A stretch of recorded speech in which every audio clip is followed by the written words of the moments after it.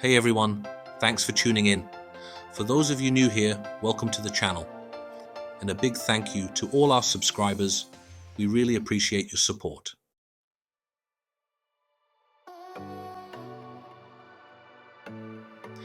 Today's story comes to us from Chad in Texas. He's got a fascinating and somewhat unconventional tale about his marriage to a Thai woman. Chad, like many young men, was captivated by the allure of Thailand and embarked on an adventure. What started as a casual trip soon blossomed into a whirlwind romance. He'll share the highs and lows of his Thai Farang relationship, from navigating cultural differences like sinsot and traditional Thai weddings, to the unexpected challenges of maintaining a long-distance relationship after a separation. So grab a drink, get comfortable, and let's hear Chad's story. It's a unique perspective on love, life, and the complexities of cross-cultural relationships.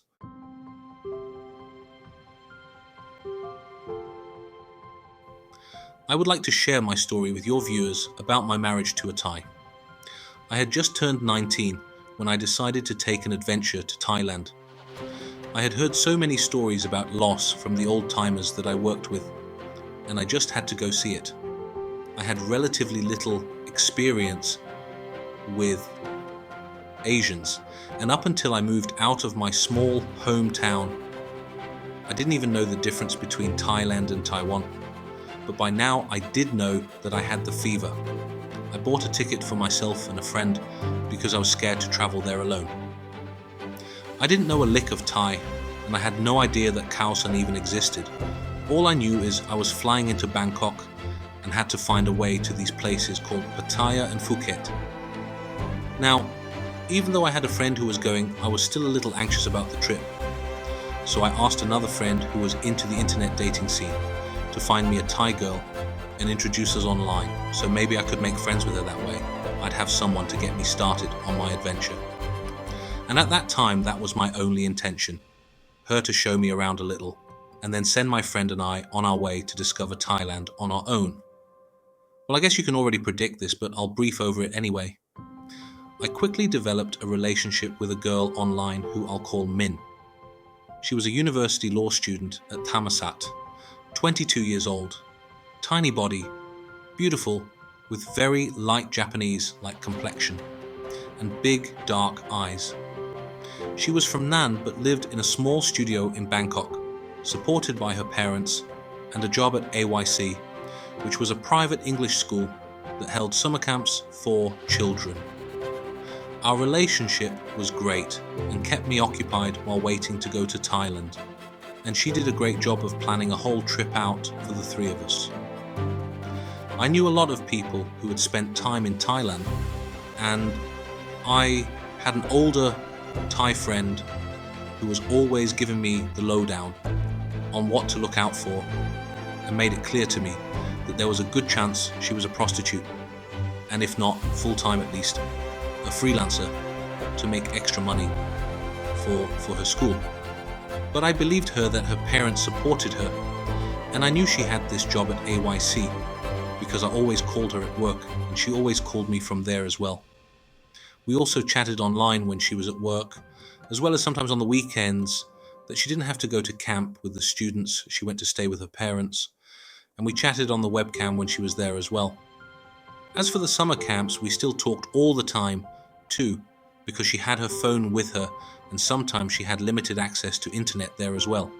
Apart from the AYC job, she had worked the previous year as a translator for Cobra Gold military exercise, and she sent me lots of pictures from when she was working there, as well as pictures of the weekend children's camps for AYC. As of this day, I cannot recall any time that she gave me any reason to be suspicious. No long periods of not answering her cell, no asking for money, no man's voices in the backgrounds, none of the suspicious things that I've read about. She spoke great English, but she was well educated and even graduated high school a year early. She told me she had dated a couple Thai guys but wasn't fond of them, and was more into Caucasian guys for a number of reasons. She said she had dated several Farangs in the past, and she was not a virgin, and from what I gathered, was quite westernized in relationships. So everything was smooth, and eventually the time came for me to meet her.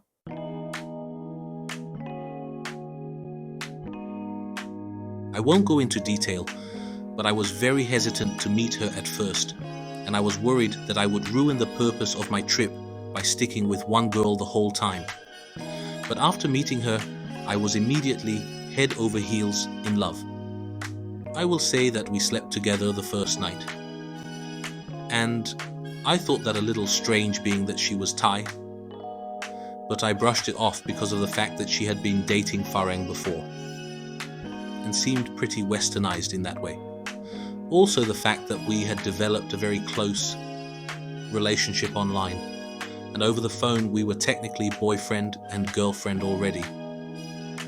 I mean, we really had the long distance relationship down to a science and talked every day for hours on the phone and online. The vacation was amazing, to say the least. She showed us around Bangkok, took us to her apartment, AYC where she worked, on the river, all the temples, to her university and many other places. I met all her friends and had a good time partying with them in Bangkok. We went to Pattaya for 2 days and she showed me all the naughty nightlife, which I didn't participate in, of course, but my friend had a good time. After Pattaya, we headed to Phuket and then to Phi, on to Samui, then finishing up with the full moon party before heading back to Bangkok. After returning home, I don't really feel a need to explain how sad I was, but like many others, I was in love, and I immediately decided this was the girl I would probably marry. I decided I would have to make at least 2 more trips in the next year to make sure. I immediately planned my next trip in 4 months, and we continued our online and phone relationship. The whole 4 months went smooth, with her giving me no suspicions of any funny business that I can recall.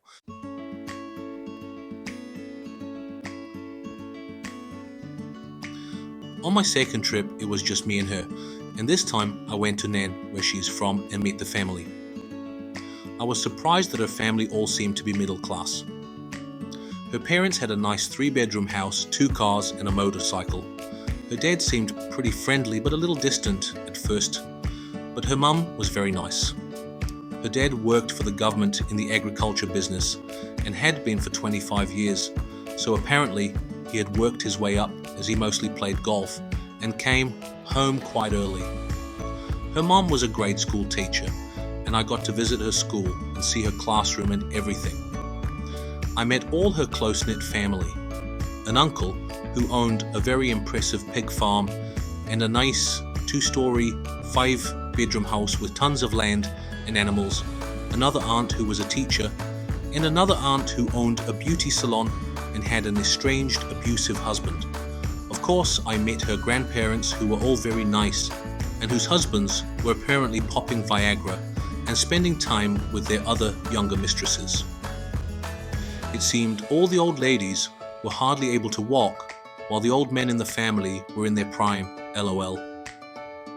Min hated it, and she and her female relatives always gossiped and talked bad about her grandfather, who apparently had more than one mistress, even though he was in his late 60s. Either way, in the end, he did what he wanted. All her cousins had their own vehicles and were happy to lend them to me and Min or take us everywhere so we could enjoy our time.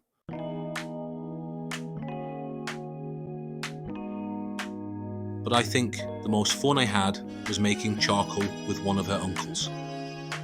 This uncle lived about a mile from Min's house in a small place that had a concrete floor with a room stitched from leaves.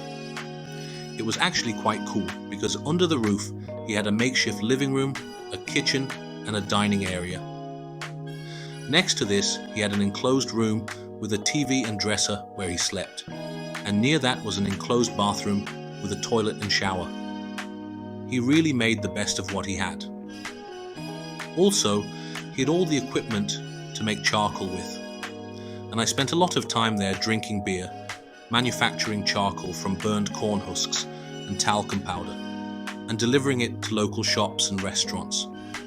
It was a great time, and I loved the looks I got from the locals when he and I were driving around town on the scooter with 25 bags of charcoal hanging off our arms and the bike. His story, told by my wife, was that he is highly educated, used to be a teacher in the north around the Golden Triangle, but he got severely addicted to heroin, and his escapades and many trips to Thai jails had cost the family tons of grief and money, because every time he was in jail, they had to pay bribes to get him out. Now he's almost 50 and suffers from diabetes and lives this meager life, supplemented by Min's grandfather, his dad. Either way, he was forever in recovery and still loved to drink, which we did a lot of. During the trip, we had a serious talk with Min's parents, and she made me explain to them my intentions. I told them I wanted to apply for Min a tourist visa so she could come see the States, and from there, we could see where we wanted to go with the relationship and even possible marriage. They told me a lot about themselves and how they raised Minnie and their expectations for her life, and in the end, they said they trusted me and would be willing to support whatever we wanted to do. I should mention that during my stay, I slept in one of the rooms alone, and her parents might have been suspicious, but they didn't know that we slept together when we weren't in Nan. Anyway, the trip was fantastic, and I sadly returned to the States and we began work on a tourist visa.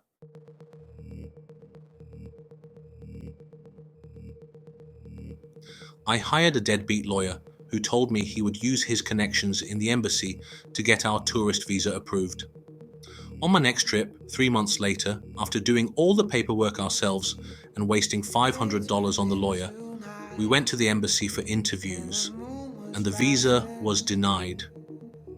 At the time, I was dumb and thought because Min had a good family and we had a lawyer that we could get approved. So that left the only option being a fiancé visa, which I was excited to get started. The rest of my third trip was great, and we had a lot of fun talking about our plans for the fiancé visa and beyond. As soon as I got back home, we got started on it.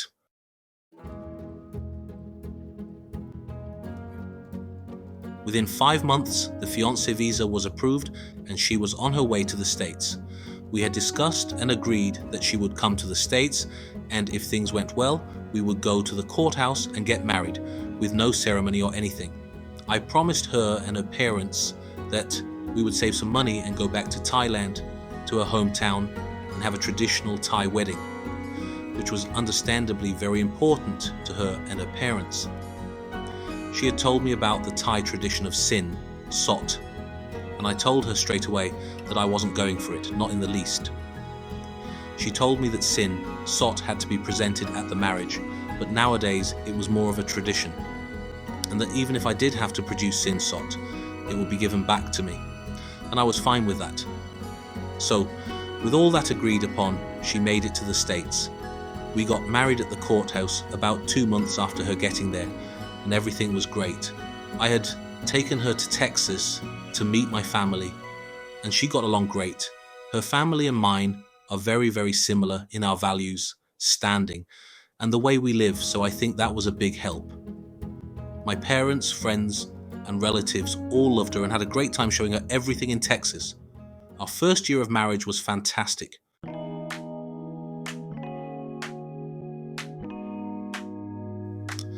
Soon I was scheduled to go to Japan for my work, and she was sponsored to go as well as I am in the military. We decided to have the Thai wedding in Nan, her hometown, and would take a 20-day vacation between my duty stations, and my mom would fly with us to attend as well. I cannot even begin to describe the celebration that her parents, friends, and family prepared for us in Thailand. She had told me that it was a big deal, but damn. When we arrived in Nan, they had already been working for more than a week, and the festivities were already underway when we arrived. There was a large hotel in the downtown area that her parents rented out, which had a big ballroom on the ground floor. that would accommodate the 360 friends and family who would attend the ceremony. My wife and I were to stay in the honeymoon suite on the top floor, and they got my mom a room in a nearby nice hotel that was fully furnished for the entire time she was in Nan with us. After the wedding, we were to go to Phuket and Phi Phi for a week before heading to Japan, my next duty station. The first thing I had to do was go meet a Thai 3-star general who would open the second day of our wedding ceremony. Apparently, this guy was important. Her father knew him because they were both born and raised in Nan and had asked him to open the wedding for us. He took me to his large plantation-style house where I was to greet him. At this time, I was thinking it's like in the States, where there's more of a separation between military generals and politicians. So I was surprised to see that this guy, can't remember his name, was equipped with a full entourage of people, including servants at his beck and call. Meeting him was pleasant enough, although he seemed really arrogant, which I guess could be expected. Later, I learned from Min's dad how he had made a ton of money. When Thaksin had cracked down on drugs in the north, he was in charge of taking government contracting bids for opening rehabilitation clinics or something of the sort. Although I don't remember the details. During the bidding, he apparently made a lot of money on kickbacks from private companies competing for government contracts. Anyway, it was an interesting experience meeting him.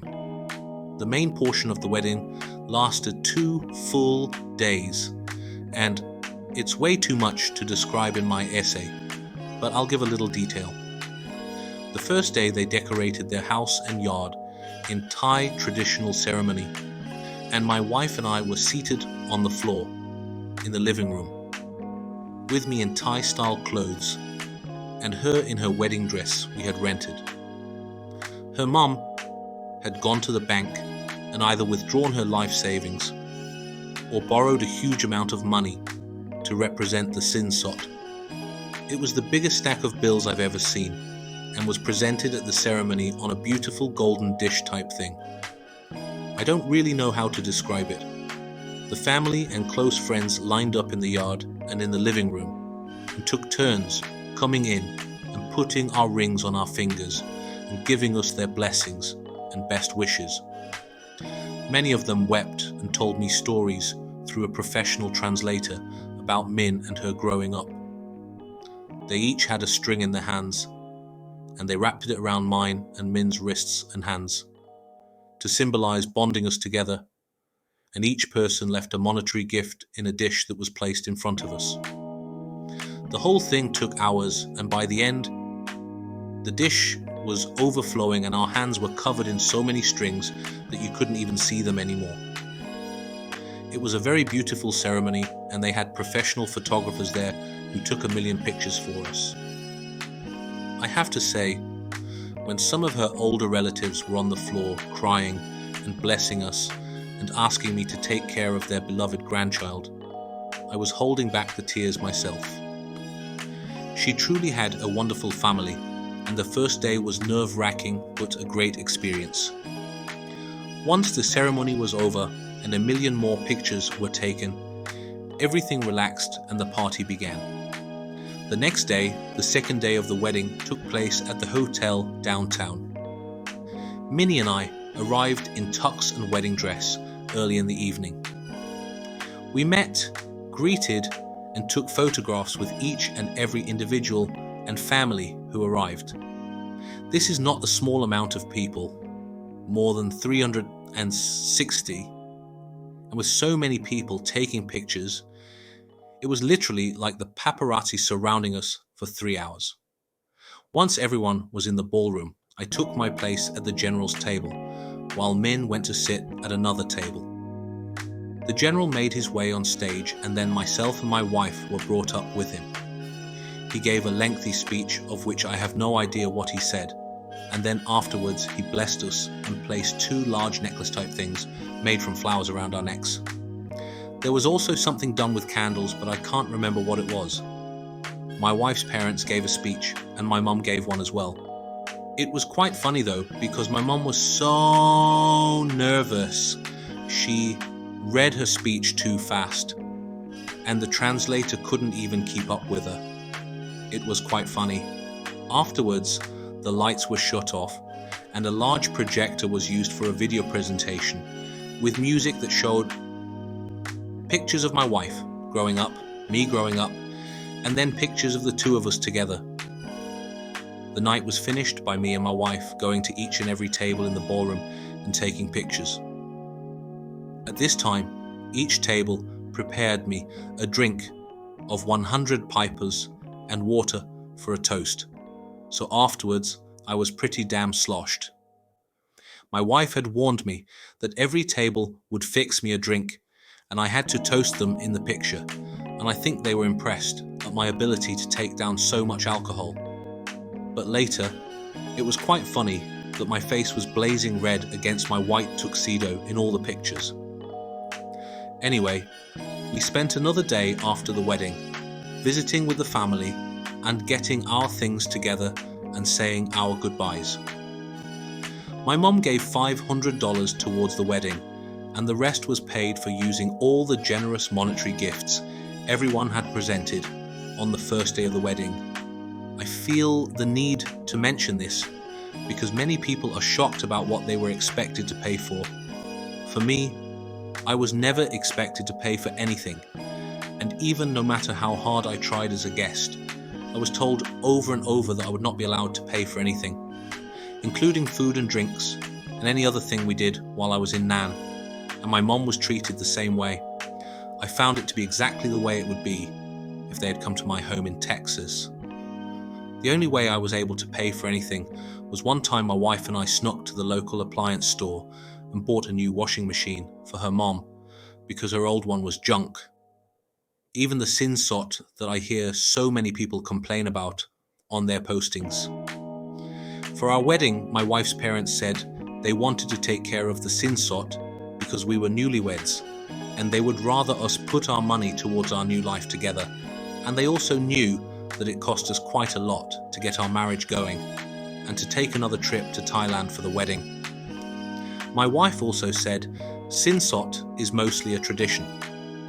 Over the next few years, the only money we ever sent to her family was $50 a month payment for a small piece of land along the river we picked out in Nan.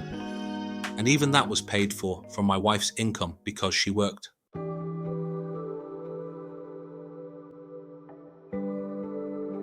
Within 2 weeks of my wife landing in the States, she had a job at a Thai restaurant that paid under the table since it took her a little while to get a green card, and ever since she has always worked.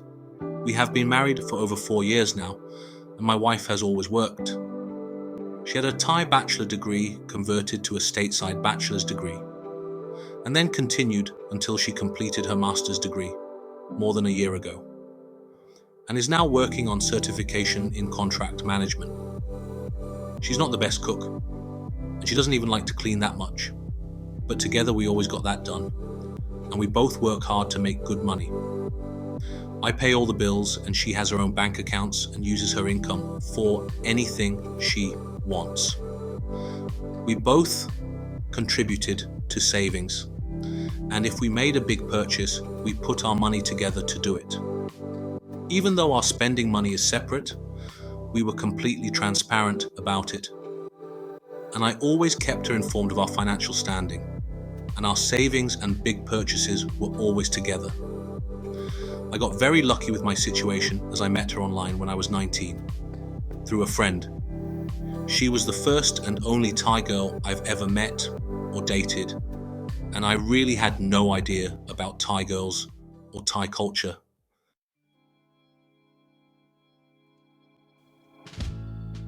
"18 months ago, I left my wife. It had nothing to do with her.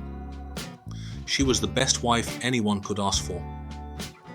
She was completely dedicated to me and our marriage, and perfect in every way. But I found that I had become detached. I know it's crazy, and I can't explain myself, and I won't try too hard to explain in this essay. But I had found that I was extremely bored with marriage. And no matter how hard I tried or told myself I had a dream wife, I couldn't make myself happy. The only thing I can think of is I got married way too young. It was like the perfect person and the wrong time. It got worse and worse, and all I wanted to do was be single and free. And when it got to the point that I dishonored my vows and my marriage, I decided to tell her the truth.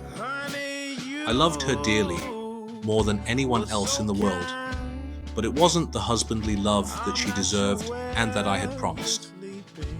Long story short, I did my best to explain that I was not happy and that I could no longer commit to our marriage.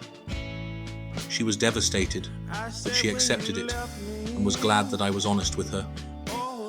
We went our separate ways, her to California and me to my next overseas destination.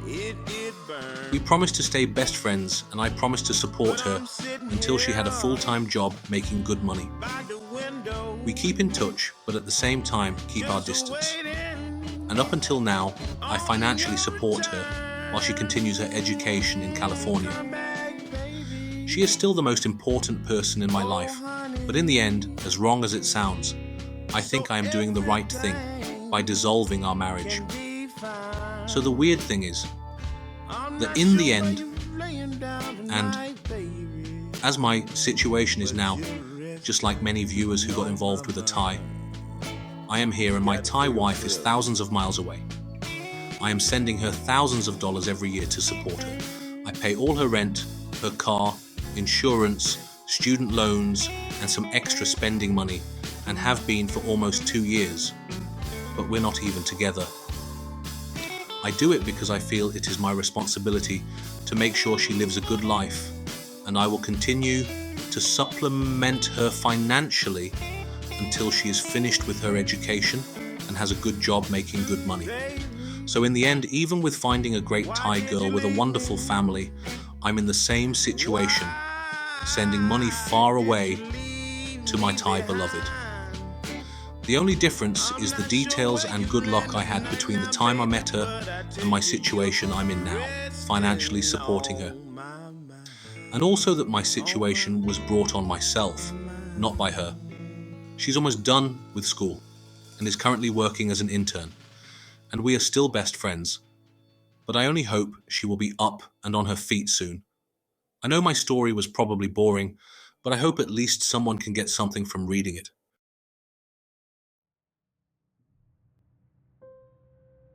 Well, that was quite the story, wasn't it? Chad's journey is a reminder that life rarely goes according to plan, and that even the most seemingly perfect relationships can face unexpected challenges. What are your thoughts on Chad's story? Do you think he made the right decision? What lessons can we learn from his experiences? Share your opinions in the comments below. We'd love to hear from you. And don't forget to like this video and subscribe to the channel for more fascinating stories. Thanks for watching.